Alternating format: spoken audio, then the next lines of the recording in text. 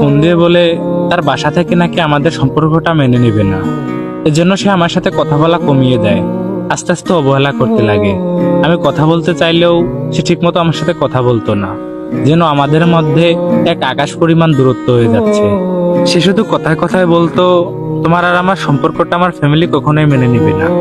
তার মুখে এসব কথা শোনার পর আমি আর কষ্ট সহ্য করতে না পেরে নিজের হাত নিজে ব্লেড দিয়ে কাটতে শুরু করি।